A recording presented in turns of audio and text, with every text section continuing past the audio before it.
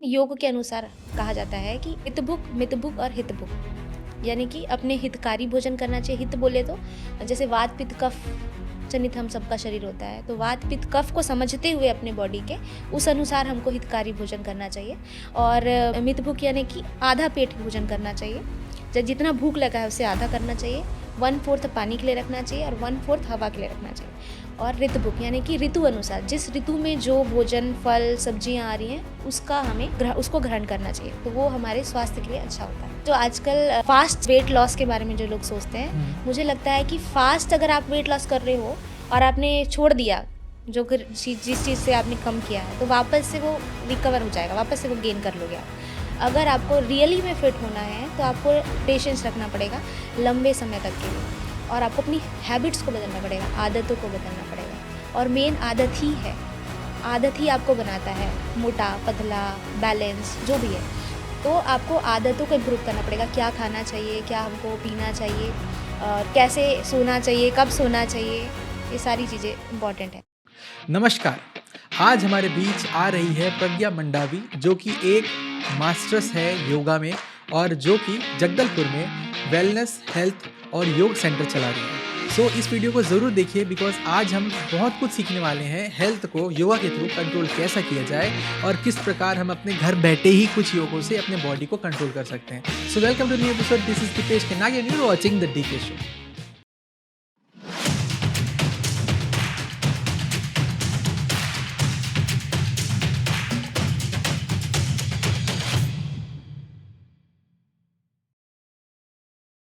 Hello Pragya ji, welcome to the D K show. Hello sir. कैसे हो आप? मैं बहुत बढ़िया हूँ। आपकी वेलनेस सेंटर का बात हम बहुत सुने, और आज हम आपसे थोड़ा सा आपके इंट्रोडक्शन से स्टार्ट करना चाहते हैं कि ये जो वेलनेस सेंटर है, जो योगा का स्पेशली, वो आपने स्टार्ट कैसे किया? कोई टर्निंग पॉइंट था आपके लाइफ में जो आपको ला के यहाँ योग में इंटरेस्ट दिला दिया? हाँ, ऐसा था कि मैंने कॉलेज स्कूल टाइम में मेरा जो काफ़ी अप डाउन्स रहा। तो स्कूल टाइम में मेरे जो कॉन्फिडेंस लेवल था कहीं ना कहीं वो एकेडमिक चीज़ों की वजह से डाउन हो गया था, ब्रेक डाउन हो गया था। तो मैंने सोचा कि कुछ ना कुछ ऐसा कुछ लाइफ में सीखना चाहिए जिससे कि मेरा जो कॉन्फिडेंस लेवल वापस से बूस्ट हो सके, और आगे चल के मैं कुछ अपने आप को वापस से रीस्टेब्लिश कर सकूं। तो फिर मैंने योगा के फील्ड में सोचा कि मैंने मास्टर्स और बैचलर्स डिग्री मैंने सुना था हरिद्वार में करवाया जाता है। अच्छा। तो मैंने वहाँ से कोर्स किया। फिर कोर्स करने के बाद मैंने देखा अपने अंदर वो चेंज, रियल में जो चीज़ें बोला जाता है इससे है, चेंज होता है लोगों के भीतर। तो फिर मैंने सोचा कि ये मेरे साथ जब इतना मैं अपने अंदर चेंज ला सकती हूँ, तो क्यों मैं इसको दूसरों के लिए क्यों ना यूज़ करूँ कि तो दूसरे भी उस चीज़ से बाहर आ सके, अपने डिप्रेशन से, अपने स्ट्रेस से। तो फिर इस तरह से मेरी ये जर्नी शुरू हुई इस फील्ड में।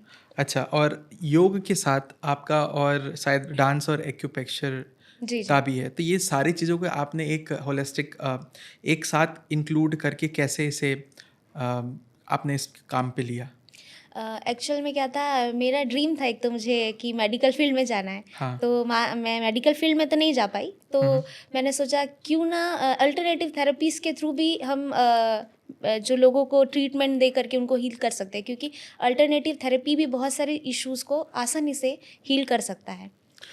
योग और थेरेपी में कोई डिफरेंस है? लाइक योग थेरेपी और एक सिंपल रेगुलर योगा होता है, इसमें क्या डिफरेंस होता है? देखिए, रेगुलर जो योगा है वो कोई भी कर सकता है, यानी कि उसमें बीमारी वगैरह का हम कुछ नहीं देखते।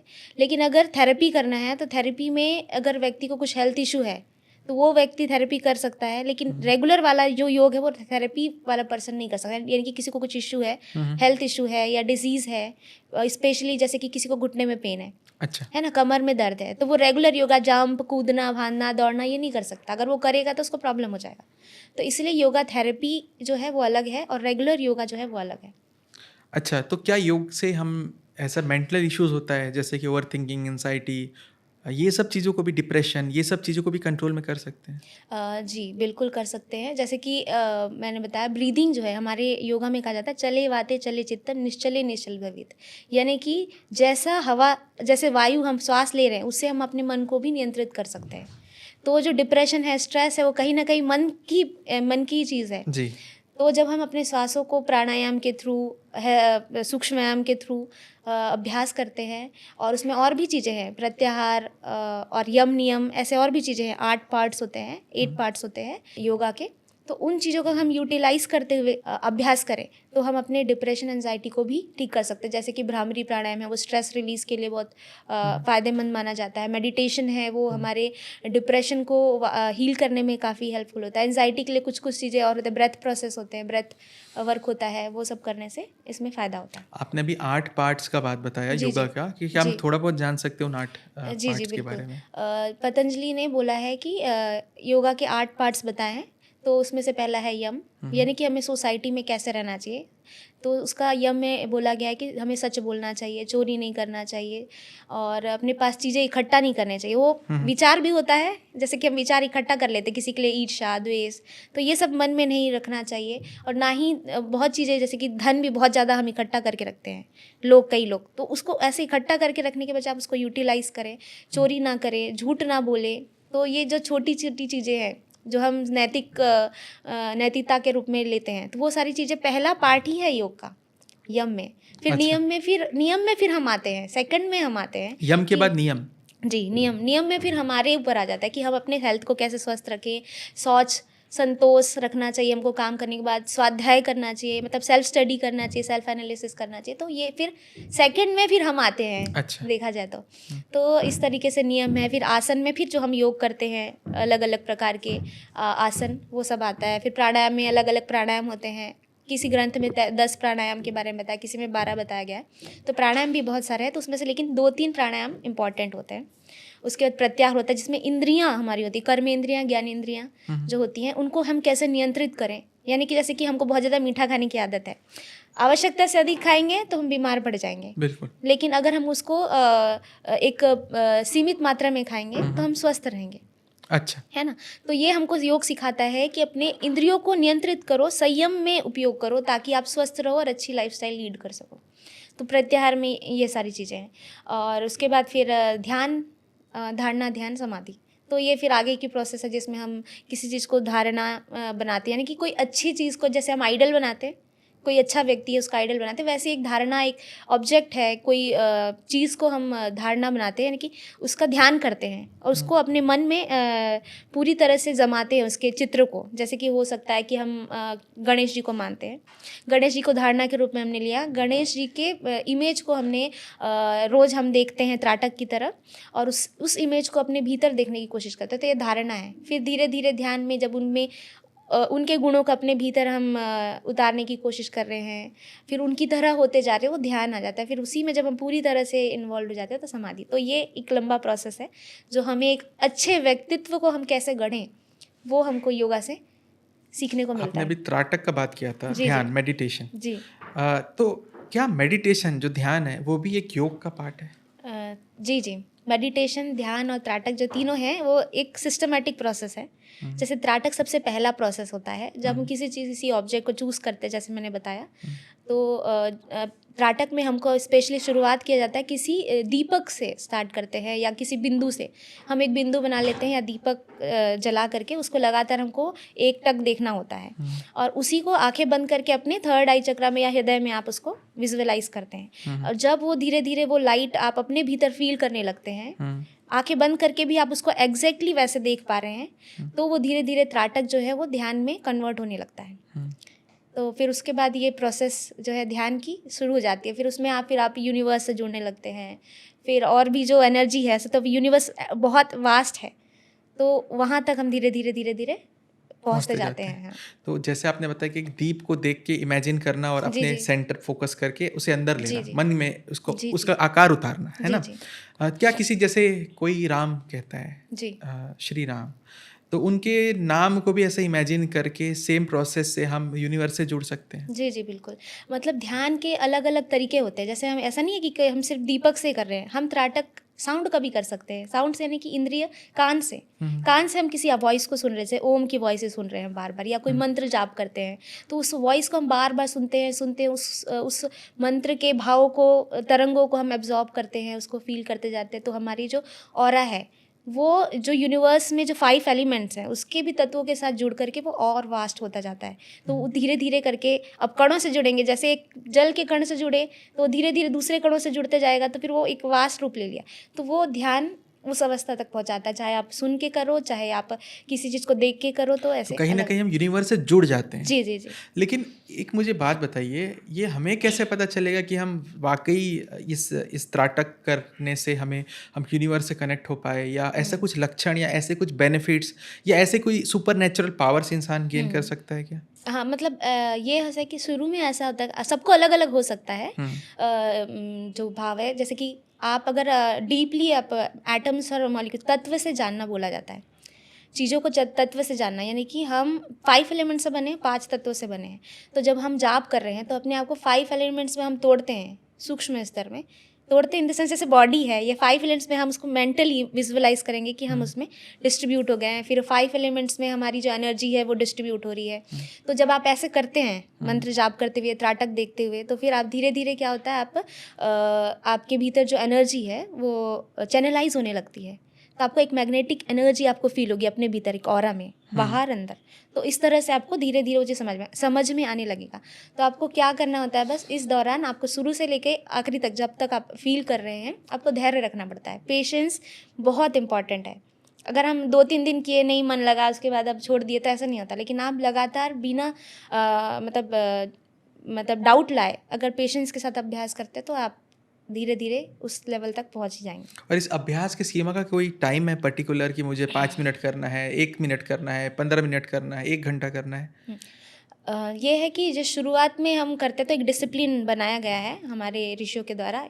वो ये डिसिप्लिन है कि आप एक ही डायरेक्शन में बैठ करके, एक ही जगह पे बैठ करके, एक ही समय पे बैठ करके आपको शुरुआत में डिसिप्लिन बना के करना पड़ेगा। क्योंकि बार बार आप जगह बदलेंगे तो आप, शुरुआत है, बेसिक लेवल पे हैं, तो बार बार जगह बदलेंगे तो आपका जो एनर्जी है वो चैनलाइज नहीं हो पाएगा। तो इसलिए उन्होंने एक ही जगह पे बैठ करके, एक ही डायरेक्शन में बैठ करके, एक ही समय पे अभ्यास करने का बताया है। तो उससे हम जल्दी चैनलाइज होते हैं और उससे जो चीज़ें हैं वो जल्दी आगे बढ़ती हैं। जब आप अपने योग सेंटर पे आप जब योग और इन चीज़ों का प्रैक्टिस करवाते हो, सिखवाते हो बच्चों को, तो सबसे बेसिक और सबसे एडवांस लेवल पे आपके लिए सबसे अच्छे योग क्या है, जिसे आप हर किसी को रिकमेंड करोगे कि नहीं, आपको ये हर दिन करना चाहिए? देखिए, आसनों में तो मैं बोलूँगी जैसे सूर्य नमस्कार कॉमन है, वो कर सकते हैं हर कोई। और प्राणायाम में जो है नाड़ी शोधन प्राणायाम सबसे ज़्यादा इम्पॉर्टेंट है। श्वास लेना, श्वास छोड़ना। वो नॉर्मल ब्रेथ है वो। लेकिन नाड़ी शोधन प्राणायाम क्या, हमारे भीतर की नाड़ियों की शुद्धि करता है। 72,000 जो हमारे नाड़ियाँ हैं, ग्रंथों में ऐसा लिखा हुआ है कि 72,000 नाड़ियाँ होती हैं, सूक्ष्म नाड़ियाँ होती हैं, वो दिखाई नहीं देती आंखों से। जो हमें यूनिवर्स से एक चैनल होता है ना, हम हर एक मीडियम से बात करें, एयर से हम, आप जैसे आप मेरी बात सुन पा रहे हो, ये एयर एक मीडियम है, तो ये भी एक नाड़ी की वजह से वो चीज़ वहाँ तक पहुँच रही है। कोई, मैं किसी की बात सुन रही हूँ, वो भी एक नाड़ी की वजह से सुन रही है। तो पूरे यूनिवर्स में एक कनेक्शन बैठा हुआ है, जिसको हमारे साथ तो 72,000 नाड़ियाँ। तो जब हम नाड़ी शोधन प्राणायाम का अभ्यास करते हैं बार बार, तो उससे ये 72,000 नाड़ियाँ धीरे धीरे खुलती है। टाइम लगता है, ऐसा नहीं कि एक ही बार में खुल जाए। काफ़ी सालों तक, किसी का हो सकता है जल्दी खुल जाए, किसी का हो सकता है लेट खुले, तो ये उसके ऊपर डिपेंड करता है। तो नाड़ी शोधन प्राणायाम सभी को करना चाहिए, ताकि बॉडी के टॉक्सिन्स, हमारे नाड़ियों के टॉक्सिन्स हैं, वो रिलीज़ हो जाए। और ये तो हो गया ये। और नियमित, जैसे मैंने प्रत्याहार का भी अभी मैंने बताया था कुछ समय पहले, इंद्रियों को संयम करना सीखें। मतलब कि कभी जो खाने पीने में आप जो चीज़ बहुत अच्छा लगता है उसको कभी कभी त्यागें। इसको अभ्यास और वैराग्य भी बोलते हैं। तो आवश्यकता अनुसार लें और आवश्यकता अनुसार उसको छोड़ने की भी आदत बनाएं। तो इंद्रिय संयम भी होना जरूरी है। तो ये 3 चीज़ें जो हैं स्पेशली लोग कर सकते हैं योग में। एक तो आसन मैंने बताया, सूर्य नमस्कार, दूसरा नाड़ी शोधन प्राणायाम। मुझे थोड़ा सा नाड़ी शोधन प्राणायाम का थ्योरेटिकल बता सकते हो कि कैसे उसे मैं करूं हर दिन? जी जी। नाड़ी शोधन प्राणायाम पंडित श्रीराम शर्मा आचार्य ने अपने किताब में बताया था, वो टेक्निक बता रही हूँ। उसमें भी कई लोग के अलग होते हैं मत, लेकिन जो पंडित श्रीराम शर्मा आचार्य ने बताया वो मैं बताती हूँ। तो उसमें क्या करना है, अपने अंगूठे से राइट नॉस्ट्रिल बंद करना है, लेफ्ट से धीरे धीरे श्वास लेना है, भीतर लिए, फिर थोड़ी देर रोक करके उसी नाक से श्वास छोड़ देना है।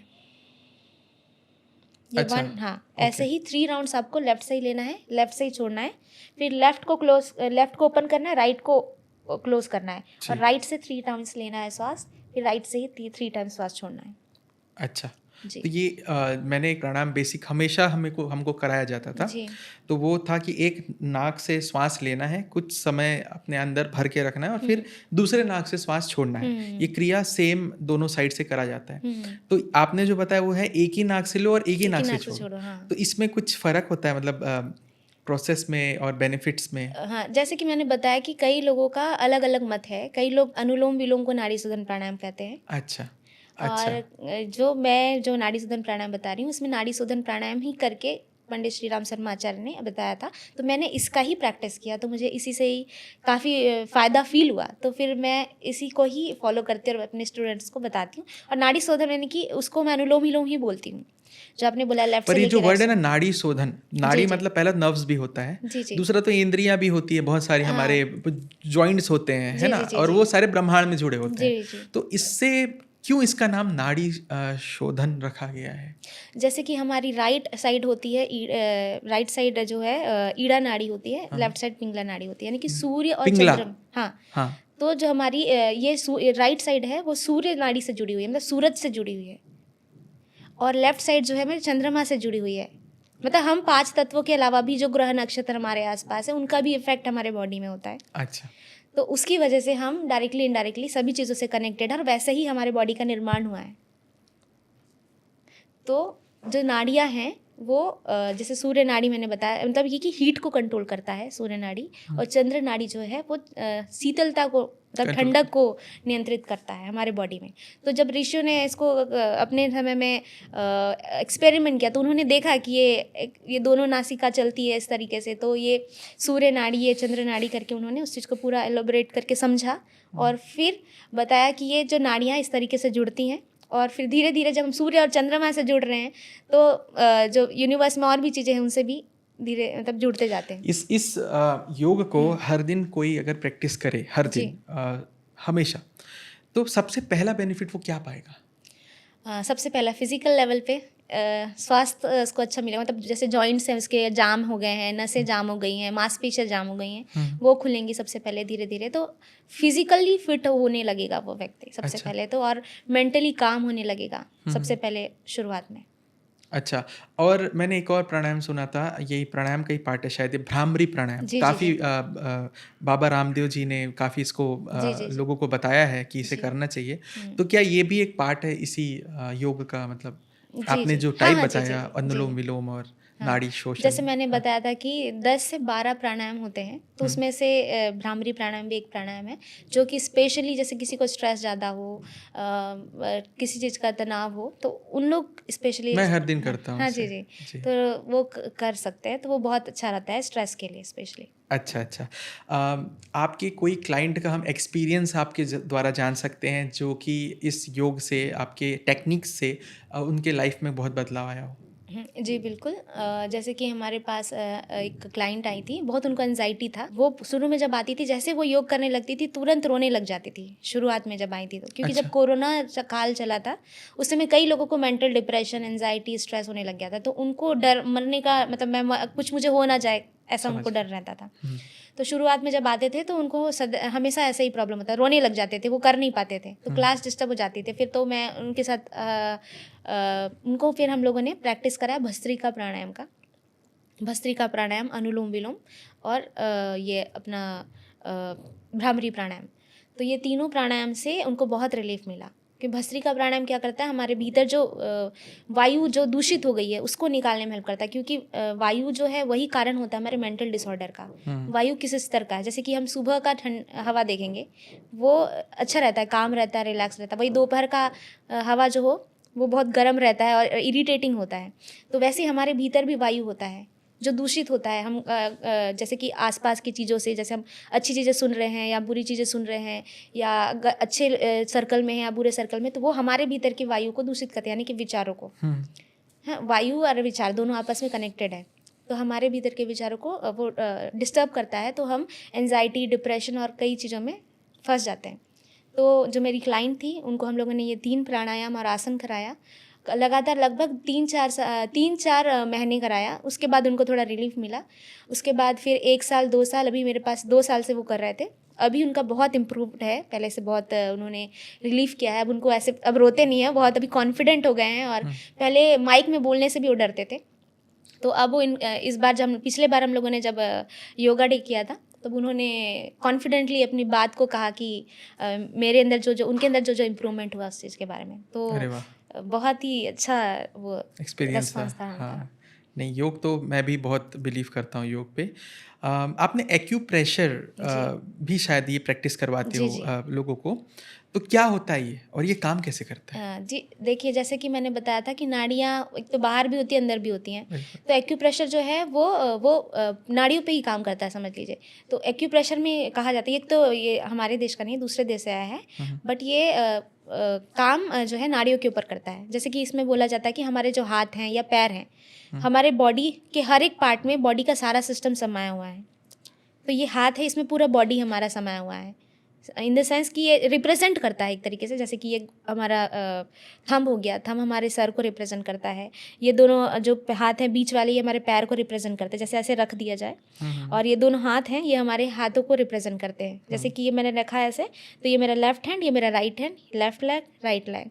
अब ये जो बीच का सिस्टम है, हमारे पूरा डाइजेस्टिव सिस्टम, एक्सक्रीटरी ऑर्गन सारे इसमें आ जाते हैं। तो इसमें जब हम किसी पर्टिकुलर पोर्शन को हम प्रेस करते हैं, तो उसको बोलते हैं एक्यूप्रेशर, मतलब पिन पॉइंट, है ना। तो एक्यूप्रेशर को हम एक्यूप्रेशर के माध्यम से हम उस पार्ट को रेगुलेट कर सकते हैं। उस पार्ट को प्रेशर दे करके हम, अगर कोई विकार है बॉडी में, तो उसको दूर करने का प्रयास करते हैं। तो इस तरह से वो काम करता है एक्यूप्रेशर। अच्छा, सो क्या एक्यूप्रेशर से पीसीओएस जैसे बीमारियां हो गए, माइग्रेन या बॉडी में कोई पेन हो, ये सब इश्यूज से भी जी बिल्कुल। रिलीज हो सकता है ये सारी चीज़ें? जी बिल्कुल। एक्चुअल में मैं जब कॉलेज में थी, तभी हमारे जो सर थे उन्होंने एक्यूप्रेशर हमको सिखाया था। तब हमने तुरंत ही प्रैक्टिस किया था। तो जैसे कि किसी को लो बीपी है या फिर बॉडी पेन है, कहीं पे हेडेक है, तो अगर आप पर्टिकुलर, जैसे कि हेडेक है हमें, तो इस पोर्शन में जिस पोर्शन में आपको पेन है, जैसे कि अगर साइड के पोर्शन में है, तो ये साइड हमारा पोर्शन हुआ। तो इस ओके। पोर्शन को अगर हम ऐसे प्रेस करेंगे थोड़े लंबे देर तक, तो धीरे धीरे हमारा जो साइड का ब्रेन का जो पेन है वो दूर हो जाएगा। और वैसे फ्रंट में, अगर सामने है तो सामने प्रेस करेंगे तो। लेकिन किसी के अब आँख के में होता है ना ऐसा, बहुत हाँ, पेन हो रहा है, जी जी जी। तो तो यही है? आँख के लिए छोटे छोटे पॉइंट है, उसको आपको पेन से करना पड़ेगा। यहाँ यहाँ कॉर्नर, यहाँ सेंटर, इधर साइड साइड में। अच्छा तो अच्छा। पेन से आपको करना पड़ेगा उसको। Pen okay. के छोटे मतलब पेन थोड़ा पतला हो जाता है, उससे थोड़ा मोटा वाला इसमें जिमी आता है, हाँ हाँ।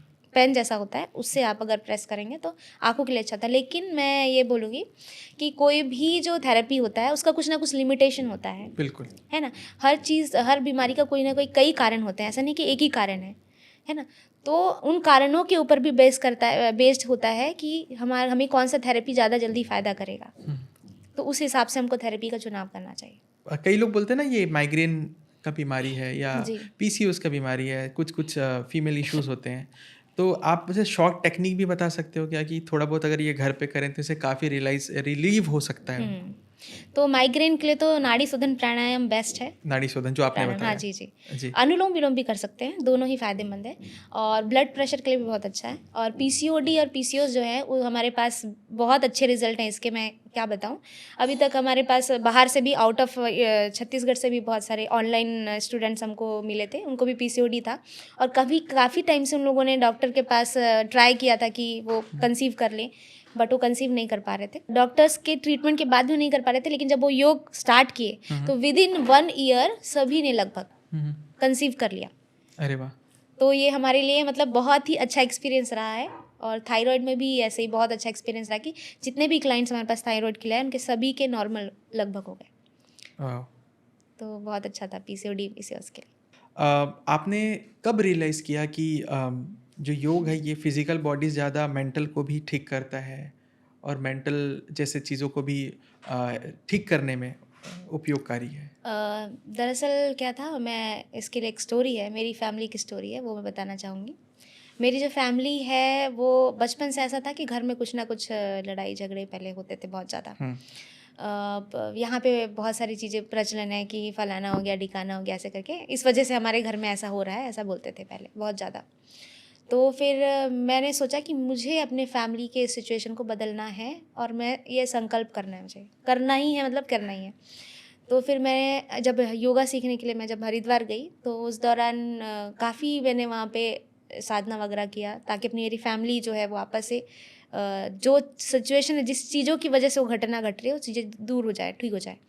तो फिर वहाँ पे मैंने किया तो फिर मुझे समझ में आया कि हमारे विचार और भाव और एनर्जी होता है, वो हमारे भीतर काफ़ी बदलाव करता है। अगर हम किसी के साथ रेस्पॉन्स कर रहे हैं या कुछ भी कर रहे हैं तो उस चीज़ के पीछे वो मैटर करता है।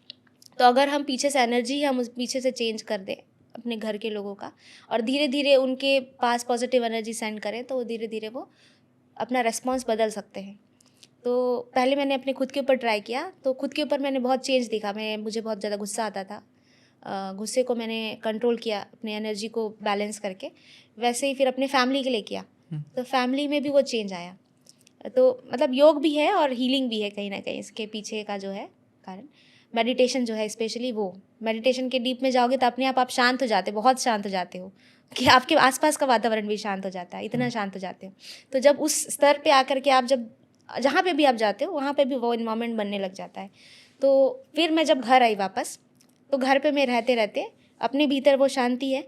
अब हम लोगों के साथ ट्रीट कर रहे हैं तो हम अब जो रेस्पॉन्स कर रहे हैं वो चेंज हो जाएगा।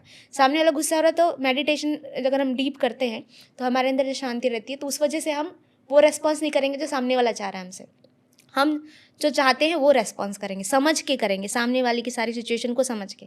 तो वैसे धीरे धीरे फिर सामने वाले को हम एनर्जी को बाइंड करते जाते हैं पॉजिटिविटी में। तो वैसे वैसे करके मेरे घर में सारी पॉजिटिविटी आ गई। तो वहाँ से मेरी चेंज हुई, मतलब मेडिटेशन से चेंज हुई मेरी जो मेंटल हेल्थ जो है स्पेशली। और कहते भी हैं कि मेडिटेशन में इतना मतलब काबिलियत है कि वो हाँ। हमारे सारे प्लैनेट्स को भी कंट्रोल करता कंट्रोल है। करते हैं, हाँ जी। जी।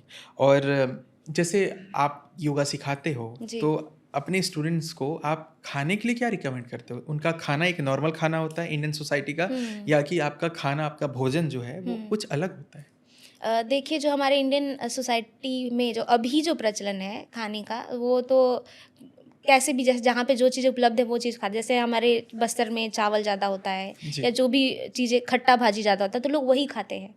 तो खाना तो चाहिए जो चीज़ उपलब्ध है वहाँ पे वही चीज़। लेकिन योग के अनुसार कहा जाता है कि ऋतभुक, मितभुक और हितभुक, यानी कि अपने हितकारी भोजन करना चाहिए। हित बोले तो जैसे वात पित्त कफ जनित हम सबका शरीर होता है तो वात पित्त कफ को समझते हुए अपने बॉडी के उस अनुसार हमको हितकारी भोजन करना चाहिए। और मित भूख यानी कि आधा पेट भोजन करना चाहिए। जब जितना भूख लगा है उससे आधा करना चाहिए। 1/4 पानी के लिए रखना चाहिए और 1/4 हवा के लिए रखना चाहिए। और ऋत भूख यानी कि ऋतु अनुसार जिस ऋतु में जो भोजन फल सब्जियां आ रही हैं उसका हमें उसको ग्रहण करना चाहिए। तो वो हमारे स्वास्थ्य के लिए अच्छा होता है। अच्छा, सिंपल वर्ड्स में अगर सिंपल मैं पूछूं कि खाते क्या हो तो आपका आंसर क्या होगा? कौन मैं खा जी, जी। सकती मैं क्या खाती हूँ बोले तो नॉर्मली जैसे लोग जो खाते हैं वही, जैसे कि ड्राई फ्रूट्स हो गया, फ्रूट्स हो गया, वेजिटेबल्स हो गया, पल्सेस हो गए, यही सब चीज़ें हम सब खाते हैं। तो उस पे कोई चेंजेस नहीं आता? आया हाँ। जैसे कि आएगा चेंज। जैसे नॉर्मल लोग हैं वो तो नॉर्मली रोज़ दाल चावल खा रहे हैं, ठीक है। लेकिन हमारा खाने का तरीका अलग होना चाहिए। जैसे कि कॉम्बिनेशन में खाना होता है। जैसे कि दाल और चावल खा रहे हैं तो उसके साथ आप थोड़ा सा नींबू लेमन लें। तो जैसे बोला जाता है विटामिन सी जो होता है अब शोषक होता है बहुत अच्छा न्यूट्रिएंट्स का। तो अगर विटामिन सी अगर हम प्रॉपर कमी है बॉडी में तो उसको पूर्ति करने के लिए दाल और चावल के साथ हमको थोड़ा लेमन लेना चाहिए। रेगुलरली नहीं लेकिन कोशिश करना चाहिए कि मैक्सिमम ले। और वैसे ही जैसे कि ड्राई फ्रूट्स होते हैं, बहुत सारी चीज़ें हमारे खाने से पूर्ति नहीं हो पाती चीज़ें न्यूट्रिएंट्स की। तो हमें खाने न्यूट्रिएंट्स की पूर्ति करने के लिए हमें ड्राई फ्रूट्स लेने चाहिए, फाइबरस फूड लेने चाहिए। और सुपर फूड में जैसे कि ये सब आते हैं अपने सनफ्लावर सीड, अलसी के सीड आते हैं, ककम्बर के सीड आते हैं। तो ये सब चीज़ें भी हमको लेने चाहिए और पिस्ता बादाम ये सारी चीज़ें। तो ये काफ़ी है अगर हम प्रॉपरली लेंगे तो ये सारी चीज़। आजकल कई लोग मोटापा हटाने के लिए डाइट यूज़ करते हैं या तो फिट होने के लिए डाइटिंग या वेट लॉसेस करते हैं, तो इसमें आपका क्या राय है? देखिए फिट तो सबको रहना चाहिए जी। लेकिन जो आजकल फास्ट वेट लॉस के बारे में जो लोग सोचते हैं, मुझे लगता है कि फास्ट अगर आप वेट लॉस कर रहे हो और आपने छोड़ दिया जो जिस चीज़ से आपने कम किया है, तो वापस से वो रिकवर हो जाएगा, वापस से वो गेन कर लोगे आप। अगर आपको रियली में फिट होना है तो आपको पेशेंस रखना पड़ेगा लंबे समय तक के लिए, और आपको अपनी हैबिट्स को बदलना पड़ेगा, आदतों को बदलना पड़ेगा। और मेन आदत ही है, आदत ही आपको बनाता है मोटा, पतला, बैलेंस जो भी है। तो आपको आदतों को इम्प्रूव करना पड़ेगा, क्या खाना चाहिए, क्या हमको पीना चाहिए, और कैसे सोना चाहिए, कब सोना चाहिए, ये सारी चीज़ें इम्पॉर्टेंट है। तो बिजी लाइफस्टाइल वालों लोगों के लिए आपके लिए आप कुछ रिकमेंड कर सकते हो कि किस टाइप का योग वो घर पे ही कर सकते हैं, या तो अपने खाने का तरीका क्या उनको रखना चाहिए? बिजी लाइफस्टाइल वालों को ये ध्यान रखना चाहिए न्यूट्रिएंट्स और मतलब जैसे कि फास्ट लाइफस्टाइल है उनकी, मान लीजिए, तो उनको सोने सोने का ही अक्सर प्रॉब्लम होता है कि टाइम से सो नहीं पाते जी। और ये सब चीज़, तो उनको योग निद्रा उसमें फॉलो करना चाहिए। और खान पान में जैसे कि सुपर फूड है, जैसे मैंने बताया कि अभी अलसी का सीड हो गया, ककम्बर का सीड हो गया, सनफ्लावर सीड हो गया, ये सब चीज़ों को अपने उसमें शामिल करना चाहिए, ड्राई फ्रूट्स शामिल करना चाहिए अपने उसमें। और हमारे इंडियन कल्चर में कुछ कुछ अच्छी चीज़ें हैं जिसको हम कभी फॉलो करते हैं, कभी भूल भी जाते हैं। जैसे कि तिल कभी खाते हैं हम किस पर्टिकुलर सीज़न में, हम लोग चना खाते हैं। तो ऐसे अलग अलग सीज़न होते हैं, तो उस सीज़न में जो चीज़ें आ रही हैं उसको कम से कम थोड़ा थोड़ा थोड़ा इंटेक कर पाएँ वो, तो उससे काफ़ी उनको फ़ायदा होगा। ओके। और डांस को आप हीलिंग और फिटनेस से कैसे जोड़ते हो? जो डांस है हमारे इंडियन कल्चर में आया है, डांस की जो उत्पत्ति है वो योग से हुई है। अच्छा। तो जो जैसे हमने कथक हो गया, भरतनाट्यम हो गया, उसमें देखिए कि आप मुद्रा और ये सब चीज़ों का काफ़ी इस्तेमाल होता है ना? तो जब बोला कहा, इसके पीछे एक स्टोरी है। स्टोरी ये है कि कहा जाता है कि पुराने समय में शिव जी जो है वो योग करते थे, मतलब ध्यान और योग करते थे। तो उस समय में लोग जो देवता लोग हैं वो सब योग का जो फॉर्म है मतलब ईज़ी है ना, मतलब कुछ म्यूज़िक है ना, कुछ है मृदंग है, कुछ नहीं। तो योग करके थकने लगे या फिर थोड़ा-सा बोर होने लग गए। तो उस चीज़ को क्रिएटिव बनाने के लिए जो शिव जी ने और एक ऋषि हैं, उन दोनों ने मतलब शिव जी ने ये अचानक से ऐसा कि मृदंग वगैरह बजने लगा, म्यूज़िक बजने लगा। जो अपने जो विष्णु जी हैं, ब्रह्मा जी हैं, सब बजाने लग गए। तो फिर अचानक से जो शिव जी हैं उनका थिरकने लगा पैर। तो वो एक डांस फॉर्म का वहाँ से उत्पत्ति हुआ, तो उसी को हमने तांडव बोल दिया। फिर इस चीज़ को और एलेबोरेट करते गए। फिर बोला जाता है कि पार्वती माता जो हैं उनके साथ डांस किया, तो वो शिव और पार्वती का एक डांस उत्पन्न हुआ, तो उसको फिर ऋषियों को उन्होंने बताया। फिर आगे लोगों को ऐसे स्प्रेड होते गया, ऐसा कहा जाता है। तो इस तरह से डांस जो है वो स्टार्ट हुआ। और उसमें जो मुद्रा यूज़ करते हैं वो सब तो हमको पता ही है कि योग में मुद्रा और जो अलग अलग पोस्चर होते हैं वो हेल्थ के लिए पॉइंट्स को प्रेस करते हैं, तो उससे हेल्थ स्वास्थ्य हमारा अच्छा होता है। ओके। और अम, क्या किसी डांस फॉर्म को अगर हम रेगुलर प्रैक्टिस करें तो मेंटल और इमोशनल या फिटनेस के लिए वो बहुत अच्छा होगा, या हम कुछ बीमारियों से भी राहत पा सकते हैं? हाँ, बिल्कुल, जैसे कि भरतनाट्यम हो गया और क्लासिकल कथक हो गया, और फ्री स्टाइल भी हम कर सकते हैं। फ्री स्टाइल यानी कि जो मूवमेंट वाला होता है, मतलब वेस्टर्न भी है, कुछ कुछ फ्री स्टाइल जो होती है, उसमें क्या होता है, एयर के मूवमेंट के थ्रू हम डांस करते हैं, तो वो हमारे एयर को बैलेंस करता है। और जो स्पेशली हमारा इंडियन जो कल्चर का जो डांस है, भरतनाट्यम, कथक और भी जो फॉर्म्स हैं, वो भी थेरेपी के रूप में हम उसको यूज़ कर सकते हैं डांस के लिए, वो अच्छा होता है हेल्थ के लिए। अच्छा। और आपके अकॉर्डिंग हम अपने बॉडी, माइंड और सोल को किस प्रकार से कंट्रोल और बैलेंस कर सकते हैं? बॉडी माइंड सोल के लिए अभी मैंने ही बताया था, अभी जो मैंने योग के डिफरेंट चीज़ें बताई है वो ही इसमें शामिल है। बॉडी के लिए जैसे कि अच्छी नींद होनी बहुत ज़रूरी है, आसन, प्राणायाम, एक्सरसाइज वो बहुत ज़रूरी है। और अच्छा खाना बहुत ज़रूरी है बॉडी के लिए। माइंड को बैलेंस करने के लिए स्वाध्याय बहुत ज़रूरी है, मेडिटेशन, प्राणायाम बहुत ज़रूरी है। और सोल के लिए क्या, अपने अंदर की आवाज़ को सुनना बहुत ज़रूरी है, उससे वो बैलेंस होगा। जितना आप अपने भीतर की आवाज़ सुनेंगे और उसके ट्रैक पे चलेंगे, आप उतने बैलेंस्ड रहेंगे। क्या आप अपने डेली रूटीन में किसी रिचुअल्स को फॉलो करते हो? ऐसे रिचुअल्स आप बता सकते हो जो व्यूअर्स को भी हेल्प करे किसी चीज़ को अचीव करने में? जी, बिल्कुल। जैसे कि मेरे जो गुरु थे पंडित श्री राम शर्मा आचार्य, उन्होंने एक 2 टेक्निक इजाद की है जो बहुत या उनके गुरु से उन्होंने सीखी है। तो उन्होंने हम सबको भी वो चीज़ सिखाया है, तो वो है आत्मबोध तत्वबोध की साधना। तो आत्मबोध तत्वबोध की साधना क्या होती है, जो रात में सोने से पहले का 5 मिनट हमको शांत होकर के सोना चाहिए, और जितने भी सुबह से लेके शाम तक, रात तक हमने जो भी एक्टिविटीज़ की उसको सेल्फ एनालिसिस करना चाहिए कि हमने क्या किया, अच्छा किया, बुरा किया, हमारे जो टारगेट्स हैं हमने उसको अचीव किए या नहीं किए, वो सारी चीज़ों को सोचना है। और जो भी उसका, जैसे कि गीता में कहा जाता है कि अच्छा या बुरा है ईश्वर को समर्पित कर दो। तो आपको आत्मसमर्पण कर देना ईश्वर को कि ये सारी चीज़ें आपको सौंपते हैं हम, अपना स्ट्रेस, अपना तनाव, सब चीज़ आपको सौंपते हैं, और फिर गहरी निद्रा में हम अब सो रहे हैं। इस तरह से आपको ये तत्वबोध बोलते हैं इसको। और सुबह जो उठ करके करते हैं उसको आत्मबोध कहते हैं। सुबह 5 मिनट उठने के बाद आपको जैसे आपको पता है आपके अंदर क्या कमियां हैं, रात में आपने सोने से पहले सब चीज़ एनालिसिस कर लिया था, तो आपको सुबह उठने के बाद उस सेल्फ एनालिसिस जो किया हुआ जो आंसर है, यानी कि अब मुझे ये इम्प्रूव करना है अपने आज के दिन में, वो सारी चीज़ों को आपको फिर से रियलाइज़ करना है। ये मुझे नया दिन मिला है, और कुछ अच्छे अफर्मेशन बोल सकते हैं, मैं पीसफुल सोल हूँ या पॉजिटिव हूँ, और आज का दिन मुझे बहुत अच्छे से यूटिलाइज़ करना है और अपने सारे गोल्स को फुलफ़िल करना है। वुमेन्स वेलनेस के लिए कोई स्पेसिफिक योगा जो सारे वुमेन्स को करना चाहिए, और ऐसा कोई एक्यूप्रेशर पॉइंट्स जो कि डेली रूटीन पे उन्हें लाना चाहिए? वुमेंस के लिए स्पेशली बहुत ज़रूरी है, उनको स्ट्रेस ज़्यादा रहता है, मैंने देखा है अक्सर। तो उनको मेडिटेशन रेगुलरली करना चाहिए, और अधिकतर थायराइड और पीसीओडी की समस्या भी देखा है मैंने। तो उनको जैसे कि बटरफ्लाई पोज होता है, चक्की चालासन होता है, सूर्य नमस्कार हो, ये इन चीज़ों का स्पेशली अभ्यास करना चाहिए, ताकि उनको, और उज्जाई प्राणायाम जो थायराइड के लिए बहुत फ़ायदेमंद होता है। तो ये चीज़ें करेंगे वो, तो अपने सेहत को अच्छा रख सकते हैं। क्या आपके पास ऐसे भी कोई क्लाइंट्स आते हैं जो एकदम डॉक्टर ने उन्हें एकदम स्कोप छोड़ दिया हो और उनके पास कोई इलाज ना हो, ऐसे भी कोई क्लाइंट्स हैं? हाँ, ऐसे मेरे पास जैसे कि मैंने बोला था पीसीओडी के जो क्लाइंट्स थे, वो स्पेशली वैसे ही थे जो डॉक्टर्स ने बोल दिया था, वो अब सोच नहीं रहे थे कि कंसीव कर पाएंगे नहीं कर पाएंगे, लेकिन फिर भी वो योग के शरण में आए इस तरीके से, और योग के थ्रू उन्होंने उस चीज़ को पॉसिबल कर पाए वो।